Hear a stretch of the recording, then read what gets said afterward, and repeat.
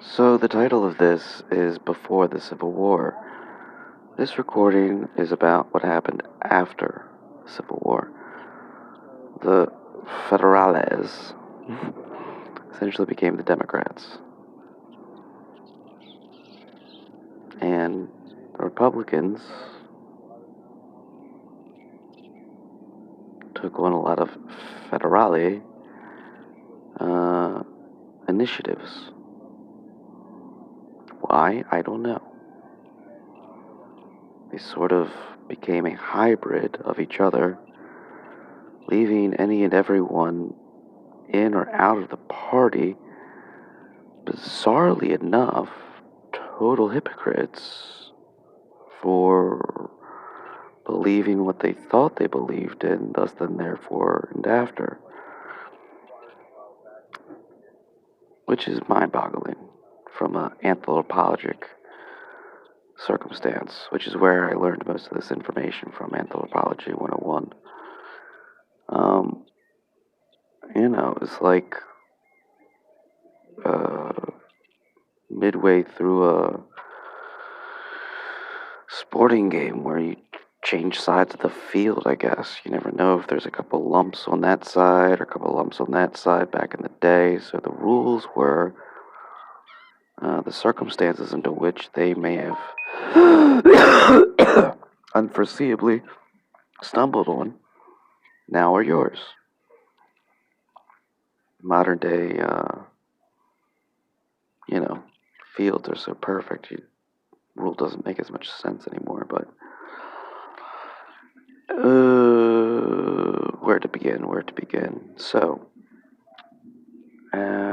essentially, one thing I'm not sure if it was brought up at that time, um, circumstances of universal health care or health care being a essential need was in fact still sort of part of, I believe, the Republican Party.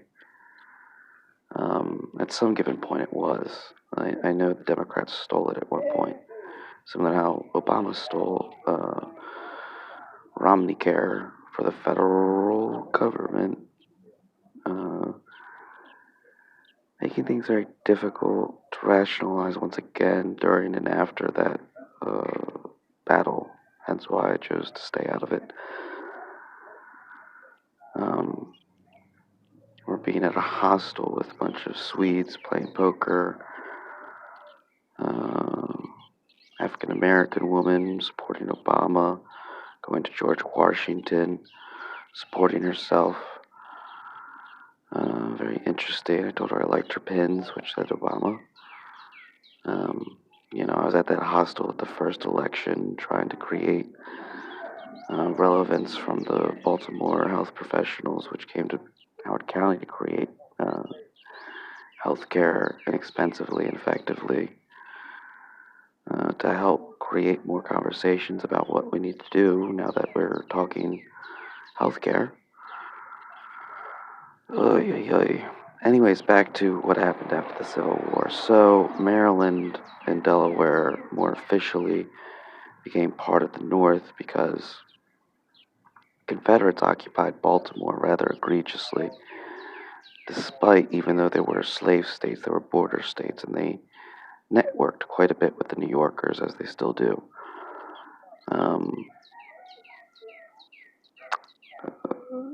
Ultimately, the new border became more finite, and Washington was placed in between Virginia and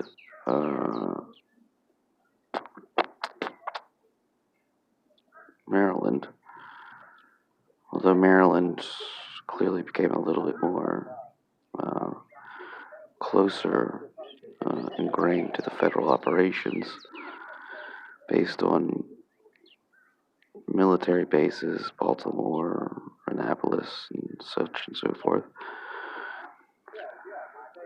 Um, and don't forget, not everything I say is completely accurate. It's sort of inaccurate, but accurate at the same time. So just work with me. But ultimately, At that moment in time, everything changed. Everything we once thought was became totally backwards in perspective of variable syntax and heritages into which we at that point couldn't grasp. Uh, Everyone needed to change their game plan totally and completely because everything was totally unprecedentedly novel for all political, economic thinking and structures to which we now know today.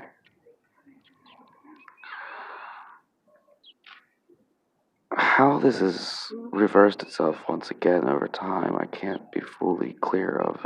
I might be actually linking certain swaps that happened later to the end of the Civil War to sort of create a clear indication as to how the bizarre duality we live in today sort of came about.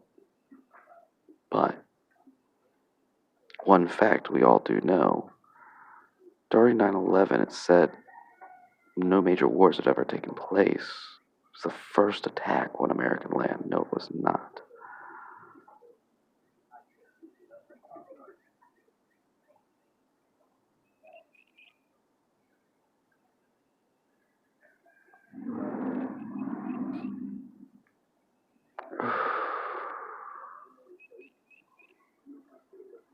If you think about the nature into which a big battle consists since the Revolutionary War, the foreign adaptive variables into which took place and sort of spun everything we once knew to create a fresh start, a new chance for people to think differently about what they thought they knew. Uh, Extensively became difficult for us to grasp. But I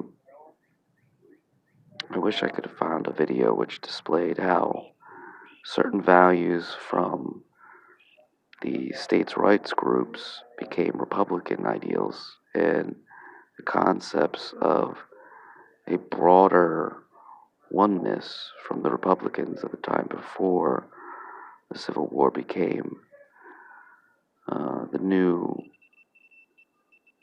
um, party's alternate perspective and switch the colors was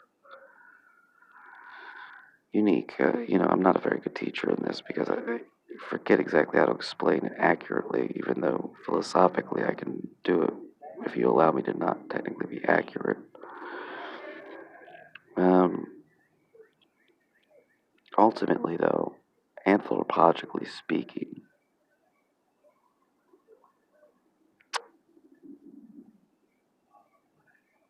there is a necessity for the given values we once had in this states' rights and national interest.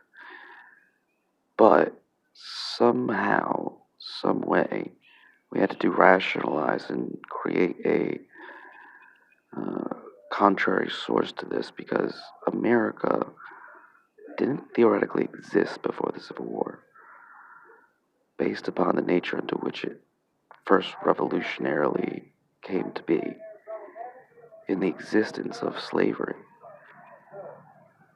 The principal motive of the revolution was to end our enslavement. Yet we couldn't convince, at the time, the highest profiters off of slave labor to validate here, now, and why that has to become uh, cognizantly adaptable for all Homo sapiens which exist here and now. Um, Ultimately, this was the beginning of the erosion of America's identity syntactically to a lot of the variable, valuable, once consistent um, phonics, which the rest of the world sort of grasps. uh, took a very peculiar alternate dimension, even though everything's still, if you thought about it, principally what it was. I mean, if I was to tell you your left is actually your right and your right is actually your left, and you believed it and you consisted with that, when you went to the eye doctor, you'd be able to designate which one was which, because that's all you need to know. You just need a word to label the variable hemisphere. Um, there's nothing about the word right or the word left which implicates the nature into which an eye doctor needs to grasp which eye to focus upon in creating your glasses and detecting possibly a singularity in your 20/20 vision, even though it's common. Circumstances are depreciative between them both equally. Um, but I'm going to leave this at that because I'm really not here to describe a historical variable onto how to get out of this philosophical point to make it real in the real world. I'm actually trying to decompose the interest of the context of this being a variable uh, which couldn't display all the philosophic variables into which need to be grasped to see where and how, why. Now, um, that anthropologic philosophic twist on reality is critical for us to sort of emancipate our circumstances into which we feel succumbed by a keep your friends close but keep your enemies closer sort of construct with our international community, which we don't realize is and could be the exact opposite of what we were taught they were. And they come here and they're like, actually, those guys are your friends. I'm your enemy. And the other guys are like, actually, those guys are your friends. I'm your enemy. They wouldn't do that or they can't learn from us. But if we are to exit the superpower stage of super processing from an ignorant standpoint, someone has to do something and just be open and honest with us. I mean, I'm sure, like, you know, X-Men get probed and prodded for how their superpowers exist. They're individuals who might not fully grasp what we were created to prove and teach. Because a lot of people will call you a snitch for being a purple, for being an independent, sort of telling both parties the variable deception into which is eroding our rational thinking and heightening our manipulative tactics to make no sense as a democracy, especially when trying to look to the other world as opposed to letting the world look to us for answers intrinsically about what they overlooked in their variable discourse. But ultimately, the world wants to utilize us as a 50-inch television as to how to fix themselves, but they're so pissed off at how unconscionable and hypocritical the sort of erosive, misassociative, uh, alternate duality and dimension we live in has created that division between us and the rest of the world. We all need to step down and step up to a dual democracy of global and national interests and stop the experiments, in my opinion.